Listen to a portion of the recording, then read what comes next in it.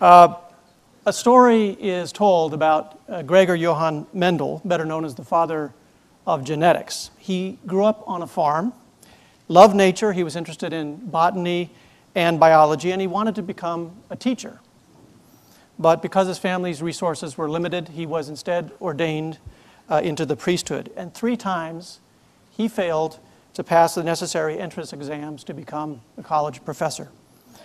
In 1850, when he was rejected by the University of Vienna, his examiner wrote, quote, that he lacked the requisite clarity of knowledge, and his worst marks were actually in biology.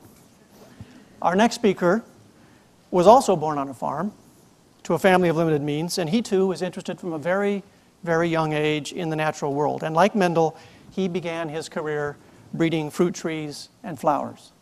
But unlike his fellow geneticists, nobody could ever accuse John Gearhart of lacking either insight or clarity of knowledge. And so far as I know, he never failed biology. Based on his work isolating the stem cells of mice, in the 1990s, he decided to tackle one of the most challenging problems in genetics, the isolation and culturing of human stem cells, the undifferentiated cells from which all the tissues in our body derive. On November 10th, 1998, in the Proceedings of the National Academy of Sciences, Professor Gearhart reported that his team had indeed successfully identified and isolated stem cells, one of just 2 groups in the world to accomplish this task. It was indeed a profound moment in the history of science, a profound moment in human history. His achievement has almost limitless implications for transplant therapy, for drug development, and even raises the prospect of growing human tissue in the laboratory to replenish failing organisms. Needless to say, this work has been controversial. In addition to his outstanding scientific accomplishments, Professor Gearhart has been one of the world's leaders in advocating for funding of further stem cell research. And as he said in testimony to Congress, scientific responsibility includes the obligation to make public any social implications of this research or its technological applications. At Penn, he is director of our Institute of Regenerative Medicine and the James W. Efron Professor, with appointments in the Department of Cell and Developmental Biology in our School of Medicine and the Department of Animal Biology in our School of Veterinary Medicine. So join me in welcoming Professor John Gearhart.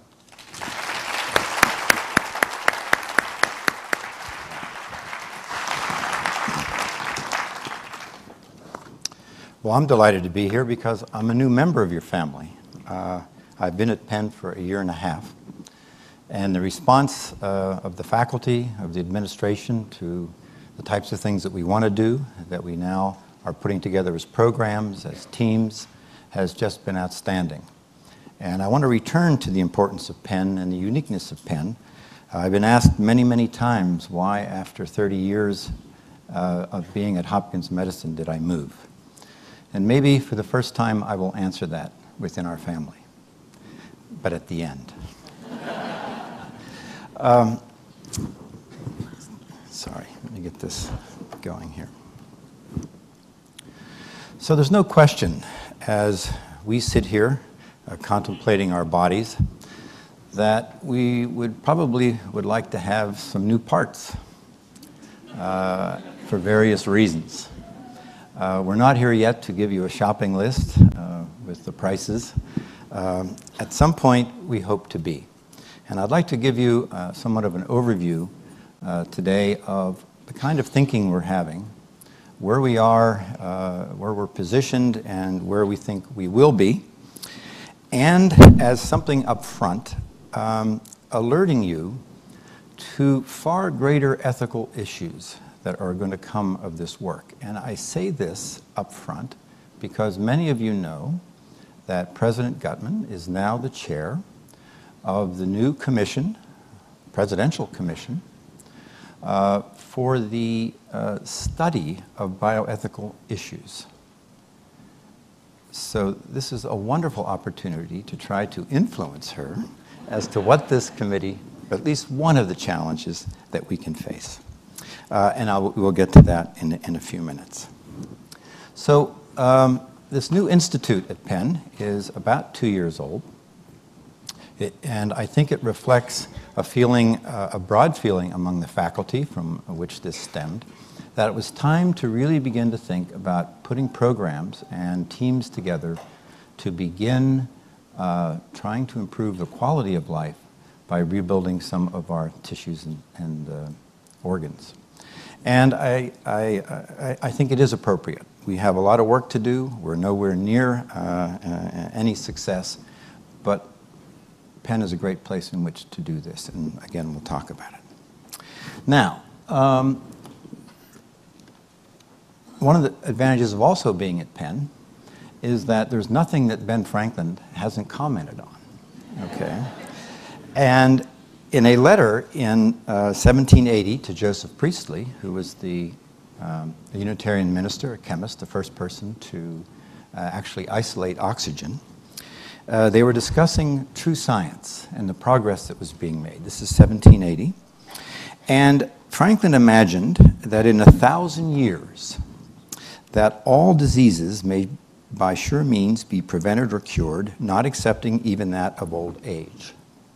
And going on to regret, as even we regret today, that probably the solution to some of this won't come for another number of years, okay? But I want to tell you that I think his estimate of 1,000 years is off by quite a far, okay? And we'll get into a little bit of this. But what I'm trying to say is we're still today having this desire for body parts, to replace body parts. Well, regenerative medicine, what is it actually when we talk about regenerative medicine? It's a new rubric, one that many of us don't really like in what it conveys, because you know, there are a few organisms on this planet that can truly regenerate. Many of you have taken classes in biology where you've cut off the limbs of anurines and whatnot, removed partial brains out of zebrafish, and you find that these organisms have the ability to regrow it, and they regrow it perfectly. We've lost that along the way, and one of the goals of our research is to try to find out why we lost it. The genes are still there, they're just not being turned on in a coordinated fashion to do this. Now there's danger. You know, you can produce 2 or 3 limbs in some of these animals, on and on, but we are really looking at a collection of processes here that we say is regenerative medicine. Part of it is tissue engineering. Part of it is material sciences. As you just heard, we are very dependent upon material sciences for some of this success. We're getting into artificial organs and biohybrid organs, biosurgery. All of this is regenerative medicine. Okay, so we've taken all of this under this particular rubric. It had its origins actually in 1954 with the first successful organ transplant, which was done at Harvard. Joe Murray received the Nobel Prize for this. It was a kidney. This wasn't the first time that organs had been attempted to be transplanted.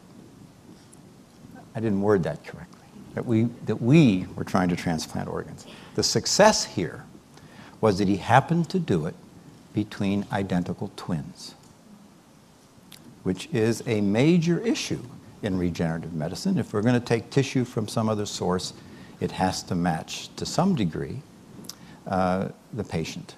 And this is a real Achilles heel of some of this. But nonetheless, this was the beginning. We are now, though, in a more sophisticated way, thinking of just replacing tissues or cells that have been compromised, okay, that may lead to the failure of an organ, but we know that in many of our devastating degenerative disorders, whether it's Parkinson's disease, whether it's diabetes, on and on, that it's a single cell type in which the disease process begins to occur. Those cells are destroyed and eventually then affect the whole organ and or being. So our targets could be rather limited, and we'll talk about that in a few minutes. What are the challenges? And obviously these are enormous. When you think of the fact that as you sit there with your 400 trillion cells, okay, they are highly organized. Okay, every tissue is highly organized. They're integrated. And it's a real society, okay? Such that if we begin to go in and muck around with one part of that society, generally what we're learning about biology and causality is that we're going to impact other members of that society, okay? We also learn that a cell's function, no matter where it is in the body, is dependent on where it's located and the time that it's located there. So spatially and temporally. So now, if we want to come in and provide an effective and safe therapy of some kind, we have to take all of this into account. Particularly when you consider what our targets are. Acute injury, progressive degeneration, inflammation, surgical resection, all situations in which the architecture in that tissue has been destroyed. The cell-cell interactions have been destroyed. And now we're proposing just to come in and plop some cells in and say, okay, let's have this all get back to normal. In the heart, myocardial infarction, it takes generally about 25% of your left ventricle to be destroyed. Do you know how many cells that represents? Billions. Not trivial, and we'll talk about this in a few moments. That's only among. So the challenge here is enormous. Now, many of you are familiar with Prometheus and what he did to deserve to have his liver eaten every day by Zeus's bird, and then at night to have this organ regenerate. Well, it's interesting. The only organ in our body that is capable of normal regeneration is the liver. But it can't be done every day for 2,000 years, okay? I mean, this they got wrong, okay? But the fact is, the liver is about the only thing we have that can regenerate, okay? Everything else, it can repair, it can do its best to compensate, but there's no real regeneration going on. It wasn't until really we began to appreciate stem cells, that we could get them in culture, that we could begin to work with them, that the whole field of regenerative medicine really began to take off. So what is the importance of these cells? Well, most of the cells in your body, 99.99%, are terminally differentiated. It means they can only do the function in which you find them and nothing else. Stem cells, on the other hand, have the ability to divide, to produce more stem cells, but also have the ability to go on and produce one cell type or a number of different cell types. And you can grow these up in large numbers. And this is precisely the kind of cell you need to talk about regenerative medicine. And so this really became enabling. Stem cells are generally talked about in two different flavors. The first are cells that are found in many of your tissues, but not all. As an adult, they sit in these niches, and they have the ability that when that tissue is damaged, to repair and to produce new cell types that are normally found in that tissue. And whether it's muscle, or we can give you a list in a few minutes here, these resident stem cells are important, okay? But they have a very severe limitation. They can't expand to the degree you would need for an acute injury. Can't do it. They do everything sort of on a daily basis. They rebuild things generally, or if there's some moderate damage, they can replace it. The second group of stem cells are those that can produce every cell type present in the body. Every one. And these, we use this fancy term pluripotent. We developed this term in response to the federal politicians who didn't like the idea of totipotent, which gave you the sense that they could produce a whole other human being. All right, so this is politics impacting on science. We should have known better. Anyway, these are the controversial cells, but we now have a way around that controversy. Just to get you impressed with stem cells, a few series of numbers here. That first number is an estimate of the total number of cells that are present in your body. Okay? Give or take a few, all right? 400 trillion. The second are the number of cells that are replaced in your body every day. Okay? Rather impressive. Now, most of this, you may not want to eat lunch after I tell you this. Most of it comes as a result of you digesting your own cells in your guts, okay? They slough off, they're rebuilt every 15 minutes. It's one of the highest turnover tissues you have in your body. It's a normal process, okay? But it also comes from skin cells sloughing off, blood cells dying every day, etc. But it's a rather remarkable rate of turnover. This is called homeostasis, okay? As you get older, it slows down. Okay, that may help explain some things. Stem cells age, unfortunately. The fourth number, the fourth line, are the number of cell divisions now that occur every second in your body. So you should be abuzz, all right? I mean, you feel these cells dividing, producing more cells. The last line are the number of different cell types you have in your body. Believe it or not, of all these trillions, you have a very small number of different cell types. And it's within these different cell types that we're after dopaminergic neurons, insulin-producing cells, things like that. Now, the middle line, I generally give to a different audience when we're out soliciting money. I'd remind people that was our national debt. So people understand then the enormity, okay, of the cells we're dealing with. Okay. So these are a listing of some of the tissues and that have stem cells that we know about in the adult, and you're very familiar with the fact that our bone marrow has two sorts of stem cells, those producing blood, and a stromal-derived stem cell that is very important. It produces a wide variety of things: muscle, cartilage, endothelial cells, etc. Our skin has a couple different sources: the cornea of our eye, mammary gland. Muscles have satellite cells. There are neural stem cells that we recognized about 10 years ago in our brain, actually. We used to think that we were born with everything we got, then it was all downhill. Well, there's a little bit of stem cell activity in our brain. Big debate on whether our hearts contain stem cells. We know that rodent hearts do. Whether or not human hearts. And unfortunately, for the women here, we do have stem cells from males in the germline, okay? Not yet for females, all right? Such that we can replace them. And of course, umbilical cord, placenta, the decidual, the pulp in decidual teeth, these all have stem cells. They are all, though, of the variety of the stromal-derived stem cells. They get into circulation and they go everywhere. So we do have a nice source of stem cells that help us get through life, all right, for a while.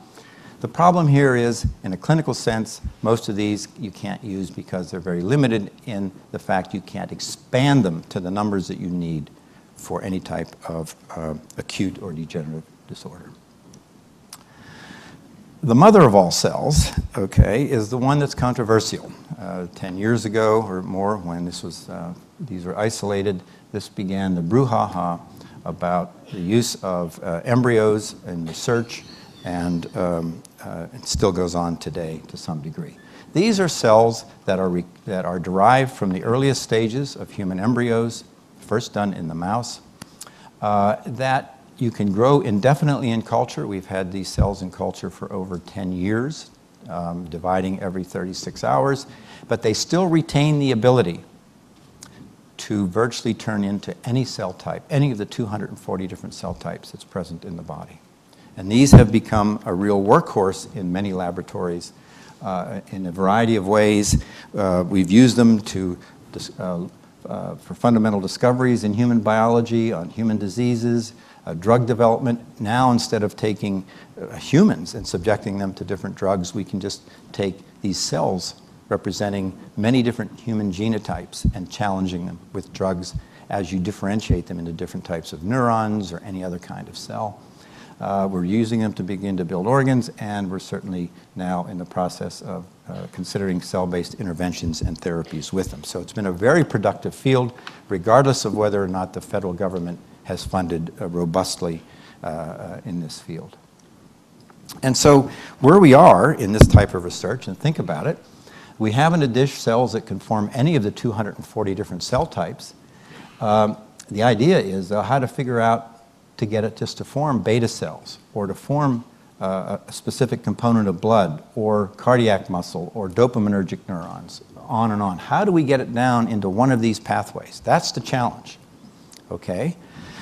So in most of our laboratories, we have 240 graduate students working on each pathway, if we could be so lucky. All right. The issue is, and I should point out, that we can also, we're now getting our first indications that we can grow eggs and sperm out of these in a dish. Now we've touched on a holiest of holies, okay? And we're now being accused of taking all the fun out of life by saying that in a dish we're going to do it all, okay? Notice I didn't say we're growing uteruses yet. All right, we'll get there. Anyway, the idea is, how do we figure out how to get these cells to the endpoint we want? And, not surprisingly, the fate of a cell in a developing embryo, and as you developed, is really determined by what's going on around that cell. It's a community of cells, and there are signals going back and forth. And in our basic science studies of mammalian development, we're beginning to learn a lot about how, or what the signals are that get you to form a specific cell type. And so that we try to then mimic those signals in a dish. That's basically what we're doing. And so if in this little cartoon where we have the various early stages of embryos before implantation, then you can form a little fetus here, and then all these different cell types then come out the other end, 240 different cell types. We're beginning to learn what's going on in here to form all of those cell types. And when we do that, we take that information and work on these embryonic stem cells to then generate the cell types out the other end. That's what the science is about, and we've been fairly successful in doing this. Ultimately, we'd like to take those cells either as individual cells or working up pieces of organoids and transfer them where we need some therapy. That's the strategy. A few examples. One of the first things we tackled were motor neurons, those cells that are responsible for our movements. And so we could take these cells and apply different growth factors in a dish over time, adding, subtracting, and then splitting cultures if we wanted to go into neurons versus astrocytes, etc. And out the other end, we were able to get nice populations, 90-some% pure of motor neurons. And we did the following experiment. I show this with a little bit of trepidation. It's an animal work, and we're not supposed to show these things to public audiences, but you're part of the family, right? So anyway, so this is an animal. We've done it in rats and mice, in which we have destroyed lower motor neurons, motor neurons that are responsible for the movement of hind legs. So if we could if you could click the first panel, please. A typical postprandial animal on a bench. Next panel. In this one, we've introduced a virus that has destroyed the motor neurons, so this animal now is permanently paralyzed. And into this animal, into the cerebral spinal fluid, we have infused human motor neuron progenitors. Okay, and interestingly, in the nervous system, when you put these types of cells in, they target the area where the destruction has occurred. We don't know what that signaling is, but it goes directly into the lumbar enlargement, and within a few weeks, a lower panel, we have, turn on the lower panel, please. We have these animals restored motor activity, okay? Now, there's a lot of issues here with the musculature, the dorsal musculature, where branches of these go. It takes a while for that to come back as well. So when we did these experiments, we were delighted to find that the human cells went in, they formed synapses appropriately in the spinal cord, out in the periphery to muscle, but we got the main mechanism wrong. Yes, they do send out processes to the periphery, into the peripheral muscle, synapse, and help in the function of it. The main function that's going on, we learned a couple years later, was that these embryonic and fetal type cells secreted factors in the lumbar enlargement that was responsible for the regeneration of the host's own nerves. Kind of neat, kind of difficult to figure out what they were, still are. But anyway, it has, and we've now found this out to be true in almost any experiment we've done within the central nervous system, that the presence of those embryonic and fetal-like cells secrete factor that help to stop the disease process and in the restoration of the animal's own system. So, kind of a byproduct, but an interesting one. Another example that we've been working on, and particularly at Penn, where there is a major, probably the best in the world, cardiovascular institute, one of the attractions, was to find out if we could isolate cells that had the ability to not only form heart muscle, but blood vessels, smooth muscle that's also important in the functioning of the heart. And we've done that. And so in a dish, if we could turn on both of these panels, it makes no difference, we were able to isolate stem cells that lead to the formation of cardiac tissue that functions well. We've been able then to take these cells and to graft them into infarcted animal hearts. In this case, it's a mouse, a typical view through really the left ventricle. Here's an infarcted animal. And in these animals, right after the infarct, we introduced these stem cells, and this is the result. A maintenance of the structure of that heart. And these animals are perfectly normal. Now, I want to warn you about something here. These are laboratory experiments done under very stringent conditions, and it would be as if Vince Price had a heart attack right now, we would be on top of him with syringes, pumping these cells in. We don't want any of these nasty scar tissues forming that Chris mentioned. So this is well in advance of a lot of the pathology that occurs later, but it's a beginning. And we could provide you with a number of other examples here too. It's the beginning of showing that stem cells have a role here, okay? And anyway, it's part of the process. Now, there's some better news on the horizon for you, and it's exciting. We're now talking about reprogramming cells. Well, what does that mean, to be reprogrammed? Some of them you've heard about and haven't realized it was a reprogramming process. On the top of this panel, we show a cell from the epidermis being taken, the nucleus of that cell put into an egg. That nucleus is reprogrammed back to an embryonic state. What's the result of that? Well, your favorite sheep, Dolly. Okay? That's how Dolly came about. And as you know, there have been now literally thousands upon thousands of animals that have been cloned. We don't know of any humans yet. Okay? We're not working on it. That's not in our domain. But it tells you that there's flexibility here, that this terminal process of differentiation may not be as complete as we think. We've proposed a long time ago that we could do this in humans, and sure enough, there has been evidence that we can do this early process and then generate stem cells, embryonic stem cells, differentiate them into products that will match the patient from which it came. This is how we get around the immune response. This work is principally going on in the United Kingdom, okay? Not in the United States. But the better news is this. There's been a huge paradigm shift over the past 2 years in our field. And I can give you this question now because a few years ago we thought this was unthinkable. Is it possible that we could convert cells in our body back to stem cells, in which we could take then given patients, individuals, convert cells to stem cells and use them in a clinically relevant manner? The answer now is yes.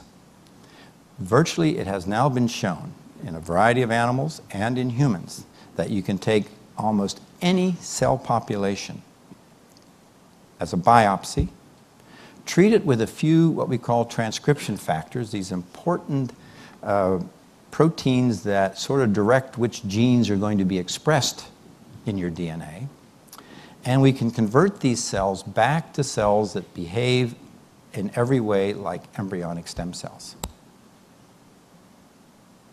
Gets around the controversy of using embryos. We don't know exactly if these cells are identical to embryonic stem cells, but will it matter? What we've been able to demonstrate in animals is that they do behave. We can take these induced pluripotent cells, generate various cell types, graft them into animal models of a loss of tissues, and show that they function. This is such a hot item at Penn. We have now invested quite a bit of money in heart patients in generating from them, patient-specific manner, these induced pluripotent stem cells, and are converting these then into cardiomyocytes to look at the disease process that's going on. This has been done now in a variety of diseases, of patients across the country, across the world. It's kind of neat. We can begin to look at disease in a dish, and we can begin to look at therapies for specific patients. So this is where the field is going. And it's cartooned here, essentially in taking these cells over here and converting them to embryonic stem cells. Now, there's a problem here, which is obvious to those working in embryonic stem cells, that it's a pain to take something all the way back to an embryonic stem cell, because you got to go forward again. And that's problematic. So we have a very large program at Penn in which we are trying to take cells only part way back. In other words, can we take a patient's cell, fibroblast, biopsy, can we take them just back to heart progenitor cells? Not all the way back that they can form everything, but only back to neural progenitor cells or heart progenitor cells. And so we have programs in doing it. Not only in our human patients, but we've now begun programs at our veterinary school for our animal patients. The goal, as you can imagine, cartilage and tendon. So this is a major breakthrough. This is exciting, and I think Penn is well positioned in this field for the future. And so, bottom line here, we're now getting to the point where we're beginning to be able to instruct our own cells to do what we want. Now, most of this is in a dish, but I'm telling you, there are now experiments going on that's demonstrating that you can do these in the animal.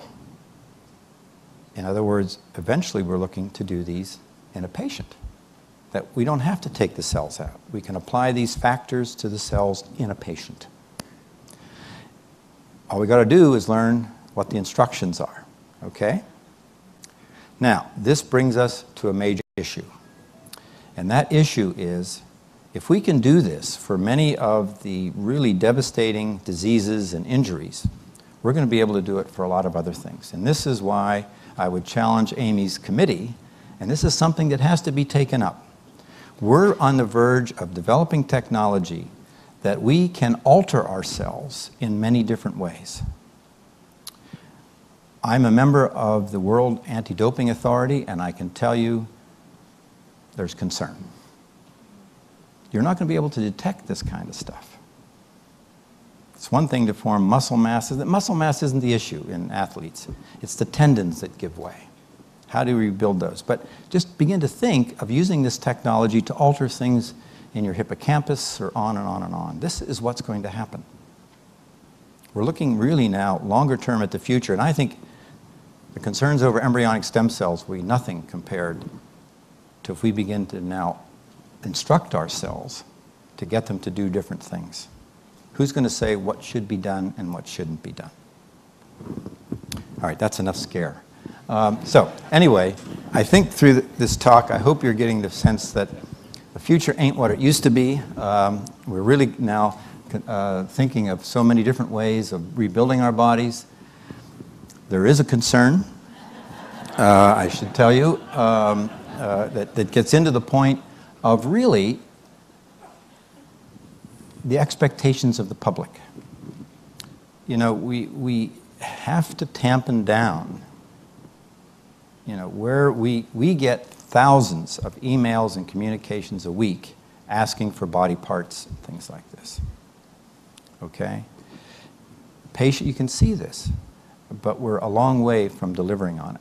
And this is a major concern that we have in the field now. It may have been oversold, and we got to be very careful about it. So we have to manage expectations. Now, obviously, at another one of Franklin's things, you know, we're going to use this wisely at Penn. We have to, with Amy around. Okay. But I want to tell you now what Penn has that makes it so unique. And, it's not just because I'm here before you in New York. It's something that I thought about before moving to Penn. There are great scientists at Penn. You've heard a number of them, about them. The research community is first rate. It's easy to put teams together, which we need. We need large teams to bring these kinds of things through the basic science, translational, into the clinic. Wonderful medical investigators in medicine, veterinary medicine. But it's really looking beyond that. As I had gone through this stem cell decade of appearing in Washington 160 times to try to tell people what it is we're doing, why we're doing it, with very little effect, obviously. Okay? But the issue is one of really then stopping and reaching out to the public, to get to the public to talk about what stem cell science is about. We did this effectively in Maryland. For 2 years, I didn't travel outside of Maryland. We ended up passing a law that funded stem cell research in Maryland. Once you began to engage the public and remove their fears that that we have oversight, we have the appropriate kinds of regulations, what this was about, how we could move forward in a progressive way, that it has played well everywhere. Well, this is something that Penn is very good at. Through education, through outreach, and we've plugged into that. And this past year, my first year at Penn, we've been able to teach regenerative medicine to about 5,000 students in the city high schools. We're now expanding this to 4 more high schools in West Philadelphia that Amy has targeted. The faculty has responded well. One of the programs that we brought in that was successful nationally, we hired some leading people from Jefferson. We brought them in, and now this program is being taught in a number of cities throughout the country. So we're expanding from what has been going on and what has been part of the culture at Penn to really bring this, I think, to the public and to educate. The only thing that Amy asked of me as a PIC professor was to develop a course for undergraduates at Penn to be taught to non-scientists on just these kinds of issues. That course goes off January 14th. And it's being taught in Health and Societies, I think it is, but it's targeted to non-scientists. We've now taken this course and we're now taking it to other universities within the Philadelphia area to be taught as well. So this is very important, and it was really this, I think, and the fact that this is where I think we have to be going as scientists, to communicate with the public. They're our patrons. And we don't want to go through another 10 years of having the Enlightenment turned out. And so I'm happy to be part of your family. I hope that you welcome what we're doing, and I thank you for the opportunity to tell you about it.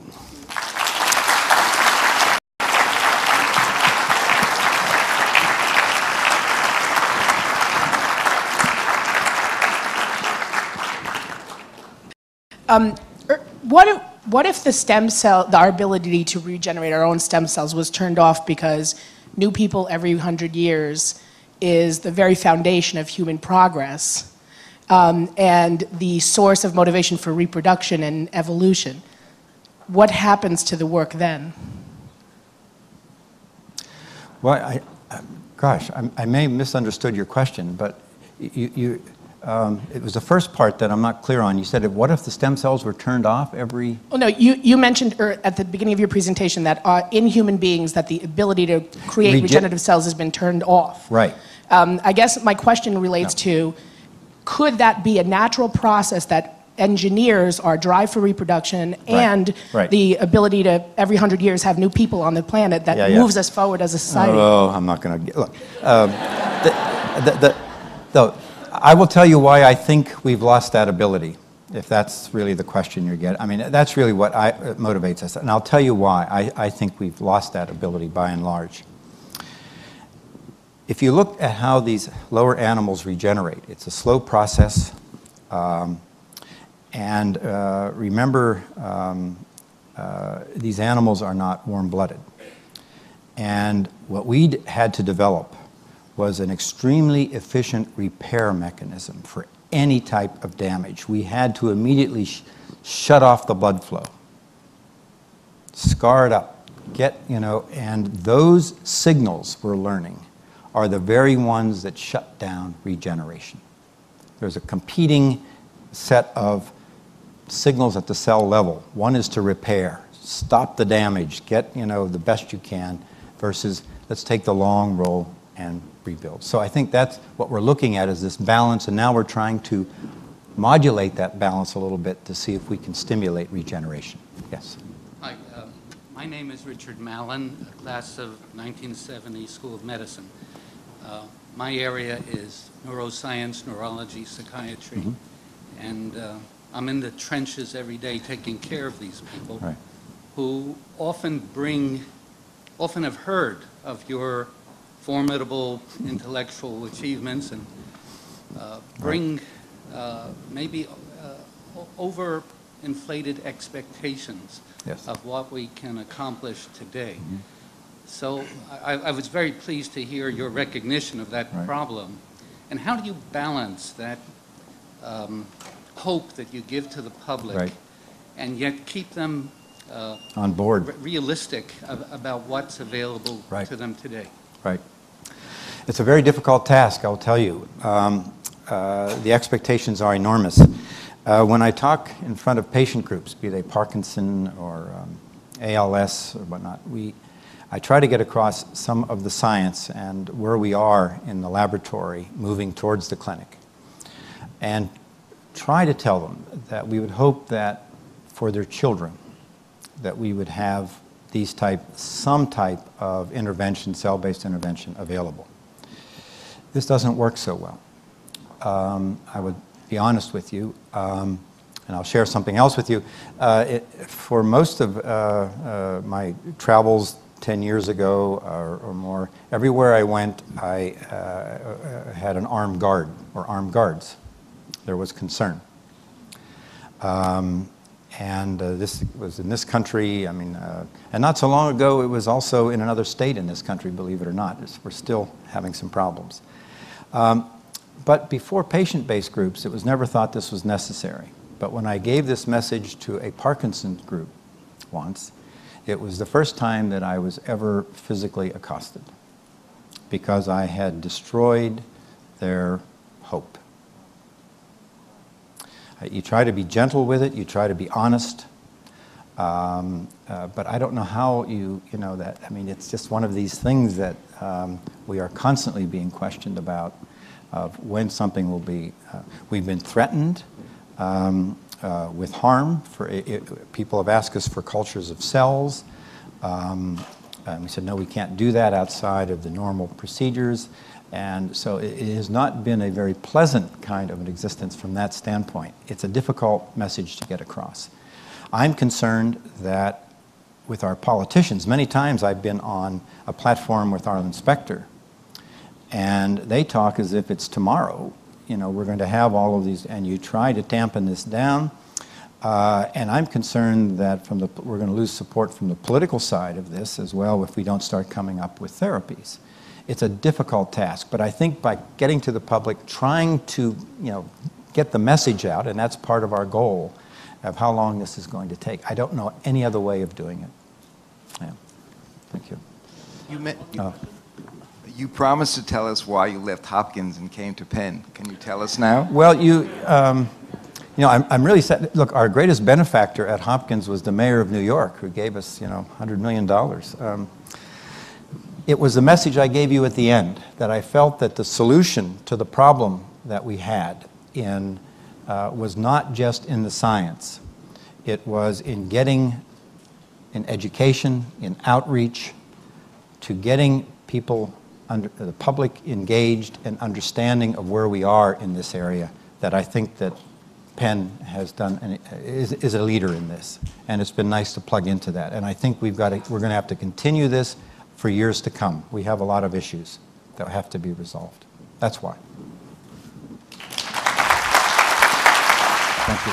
Thank you.